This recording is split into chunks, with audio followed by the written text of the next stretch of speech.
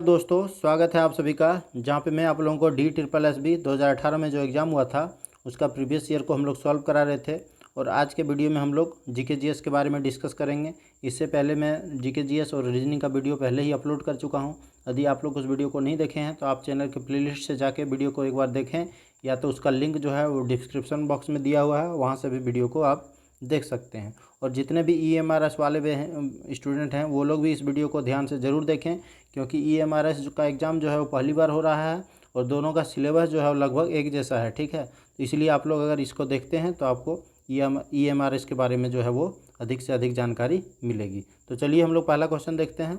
पहला क्वेश्चन पूछा गया था कि दिल्ली की गद्दी पर जो है वो राजवंशों का जो समयानुसार है दिया हुआ है, वो कौन सा राजवंश जो है पहले दिल्ली पे शासन किया, और उसके बाद ऐसे करके 4 वंश दिया है। ठीक है, जो कि खिलजी वंश है, दास वंश है, सैयद वंश है और लोधी वंश है। तो दास वंश को जो है उसको गुलाम वंश के नाम से भी जाना जाता है। तो देखिए, अगर आप लोगों को पता होगा, गुलाम वंश जो है वो सबसे पहले इन चारों में जो है वो गद्दी पे बैठा था दिल्ली की सल्तनत पे, जो कि 1206 ईस्वी से 1290 ईस्वी तक शासन किया था। ठीक है, तो यहाँ से आप लोग अगर चेक कीजिएगा ऑप्शन, तो देखिए ऑप्शन नंबर बी मिलेगा, जो कि फर्स्ट 2 है, और ये तीनों ऑप्शन में जो है वो 2 दिया हुआ नहीं था। तो यहीं से आपका right answer option number B आ जाएगा, जो कि 1206 से 1290 ईस्वी तक शासन किया है। उसके बाद जो है वो खिलजी वंश आया था, जो कि 1290 से 1320 ईस्वी तक शासन किया था।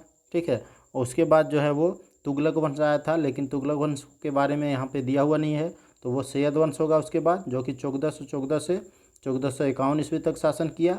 और लास्ट में जो है वो लोधी वंश होगा, जो कि 1451 से 1526 ईस्वी तक शासन किया था। और इसी के बाद जो है वो दिल्ली की गद्दी पर मुग़ल सल्तनत जो है वो आ गए थे, यानी 1526 से दिल्ली की गद्दी पर जो है वो मुग़ल शासन चालू हो गया था। ठीक है, तो इसका जो राइट आंसर हो गया वो हो गया ऑप्शन नंबर बी। नेक्स्ट देखिए, नेक्स्ट में पूछा गया है कि निम्नलिखित में से किन देश ने जुलाई 2018 में आयोजित ब्रिक्स शिखर सम्मेलन की मेज़बानी की थी। ठीक है, तो देखिए एग्ज़ाम जो है ये 2018 में हुआ था, इसलिए उस टाइम का करंट अफेयर्स के बारे में पूछा गया है। और इस बार एग्ज़ाम जो है वो 2021 में होने वाला है, तो इसलिए आप 2020 और 2021 का करंट अफेयर्स को एक बार ज़रूर पढ़ें। और अगर आप लोग करंट अफेयर्स पढ़ना चाहते हैं तो आप इस वीडियो के चैनल के प्लेलिस्ट पे जाइए, वहाँ पे आपको 2020 का सारा करंट अफेयर्स और 2021 का भी जो है अभी तक मई का करंट अफेयर्स जो है अपलोड किया जा चुका है। आप एक बार वहाँ से वीडियो को देख लें, तो आपके एग्ज़ाम में जो भी करंट अफेयर्स आएगा वो एक भी छूटेगा नहीं। ठीक है, तो चलिए हम लोग इसके बारे में देखते हैं। तो देखिए, इसमें था कि 2018 में कहाँ पर आयोजित हुआ था। ठीक है, तो देखिए सबसे पहले हम लोग ब्रिक्स लिखेंगे, BRICS। ठीक है, तो देखिए ब्रिक्स जो है ये इसी के नाम के हिसाब से ही जो है वो उसको मेज़बानी दिया जाता है। ठीक है, तो देखिए 2018 में जो है वो अभी 2021 में जो है वो इंडिया को मेज़बानी दिया गया है। ठीक है, तो 21 को इंडिया में को दिया गया है। इससे पहले 20 को जो है वो रसिया को दिया होगा, और उसके पहले ब्राज़ील होगा, तो ब्राज़ील को 19 में दिया गया था।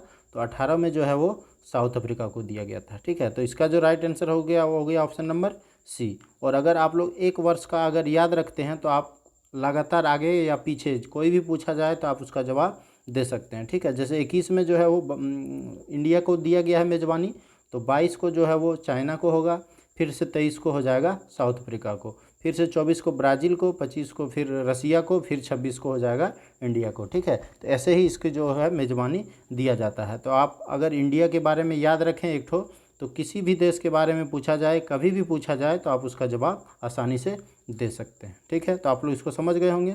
अब देखिए ब्रिक्स की बात थी, तो ब्रिक्स की जो है स्थापना जो है वो इसके बारे में सबसे पहले BRIC के नाम से जो है वो 2006 में इसकी स्थापना हुई थी। ठीक है, और इसका सबसे पहला जो समिट हुआ था वो 2009 में हुआ था। ठीक है, इसकी स्थापना 2006 में हुई थी, लेकिन पहला जो इसका सम्मेलन हुआ था वो 2009 में हुआ था, और उस टाइम इसका नाम था ब्रिक। ठीक है, लेकिन 2010 में इसमें साउथ अफ्रीका की एंट्री हुआ है, और तब से इसका नाम जो है वो ब्रिक्स पड़ा है। तो आप लोग इसके भी याद रखें, एग्जाम में पूछा जाता है कि ब्रिक्स देशों में साउथ अफ्रीका की एंट्री जो है वो कब हुई थी, वो 2010 में हुई थी। नेक्स्ट देखिए, नेक्स्ट में पूछा गया है कि इनमें से कौन सा असम का क्षेत्रीय नृत्य है। ठीक है, तो असम का क्षेत्रीय नृत्य जो है वो बिहू होता है। तो इसका राइट आंसर हो गया ऑप्शन नंबर डी।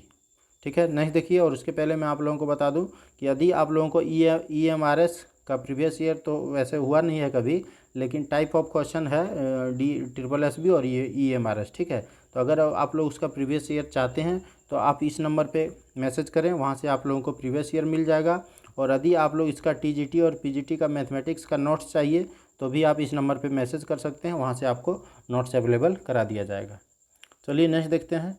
नेक्स्ट में पूछा गया है कि इनमें से किस धातु में एंटी बैक्टीरियल प्रॉपर्टी होता है। ठीक है, तो एंटी बैक्टीरियल प्रॉपर्टी जो है वो चांदी में पाया जाता है। तो इसका राइट आंसर होगा ऑप्शन नंबर डी। ठीक है, नेक्स्ट देखिए। नेक्स्ट में पूछा गया है कि सौरभ चौधरी एक भारतीय डैश हैं। ठीक है, मतलब सौरभ चौधरी क्या है। ठीक है, तो सौरभ चौधरी जो है एक भारतीय निशानेबाज हैं। तो इसका राइट आंसर हो जाएगा ऑप्शन नंबर बी। ठीक है, जो कि 2018 के एशियाई खेल में निशानेबाजी में 10 मीटर एयर पिस्टल स्पर्धा में स्वर्ण पदक जीता था। ठीक है, जो कि 2018 में जो एशियाई खेल हुआ था उसमें सौरभ चौधरी द्वारा 10 मीटर एयर पिस्टल में स्वर्ण पदक जीता था। मैं फिर से एक बार आप लोगों को बता रहा हूँ कि देखिए ये एग्ज़ाम जो है वो 2018 में हुआ था, इसलिए इसमें 2018 का करंट अफेयर्स पूछा गया है। तो आपका एग्ज़ाम जो है वो अगला एग्ज़ाम जो है वो 2021 में होने वाला है, इसलिए आप लोग 2020 और 21 का एक भी सारा इंपॉर्टेंट करंट अफेयर्स को ज़रूर पढ़ें। और अगर आप लोग पढ़ना चाहते हैं तो आप चैनल के प्लेलिस्ट में जाके करंट अफेयर्स का जो सीरीज़ है उसको एक बार देख लें, आपका एक भी करंट अफेयर्स नहीं छूटेगा। नेक्स्ट देखिए ये हैं सौरभ चौधरी। ठीक है, नेक्स्ट देखिए। नेक्स्ट में पूछा गया है कि बनिहाल सुरंग या जिसको जौहर सुरंग के नाम से भी जाना जाता है, तो हिमालय के निम्नलिखित विभागों के किसके अंतर्गत आता है। ठीक है, ये बनिहाल सुरंग जो है वो हिमालय के किस क्षेत्र के अंतर्गत आता है। तो ये हिमालय के छोटा हिमालय के क्षेत्र के अंतर्गत आता है। तो इसका राइट आंसर हो गया ऑप्शन नंबर बी। ठीक है, जो कि जम्मू से श्रीनगर को जोड़ता है। नेक्स्ट देखिए। नेक्स्ट में पूछा गया है कि निम्नलिखित में से कौन सा उपकरण भूकंप की तीव्रता को मापता है। तो भूकंप की तीव्रता को जो है वो सिस्मोग्राफ मापता है। तो इसका राइट आंसर हो जाएगा ऑप्शन नंबर डी। ठीक है, अब देखिए यहाँ पे ऑप्शन नंबर ए में था लेक्टोमीटर। तो लेक्टोमीटर जो है वो दूध की शुद्धता को मापता है। थर्मामीटर जो है वो शरीर के तापमान को मापता है। और हाइग्रोमीटर जो हाइड्रोमीटर जो है वो द्रवों की जो है वो घनत्व को मापता है।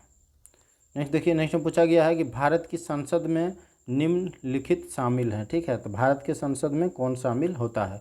तो लोकसभा, राज्यसभा, राष्ट्रपति, लोकसभा राष्ट्रपति या कोई नहीं।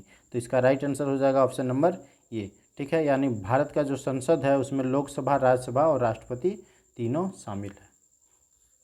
नेक्स्ट देखिए। नेक्स्ट में पूछा गया है कि 2018-19 सीजन में बाजरा का न्यूनतम समर्थन मूल्य क्या था।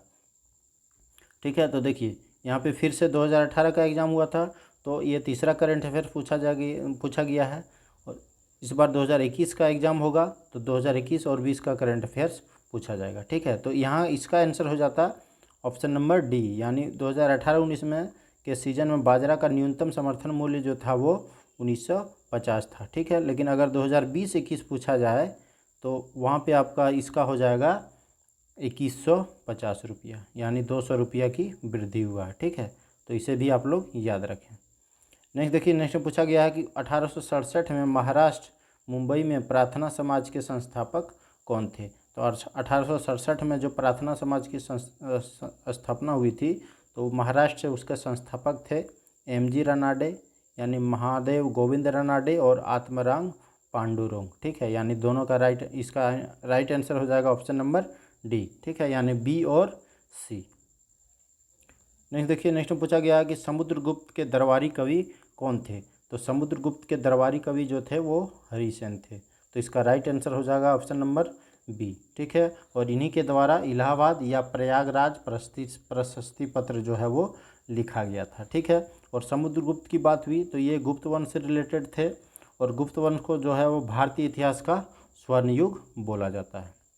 अब अगला क्वेश्चन है कि तापी नदी कहाँ से निकलती है, डैश से निकलती है। ठीक है, तो तापी नदी जो है वो सतपुड़ा पर्वत से निकलती है। तो इसका राइट आंसर हो जाएगा ऑप्शन नंबर सी। ठीक है, अब देखिए सतपुड़ा पर्वत से निकलती है और ये गुजरात में स्थित खंभात की खाड़ी के अरब सागर में जाके गिरती है। ठीक है, तो ये निकलती है सतपुड़ा पर्वत से, लेकिन यहाँ इसका मुहाना जो है वो अरब सागर में है।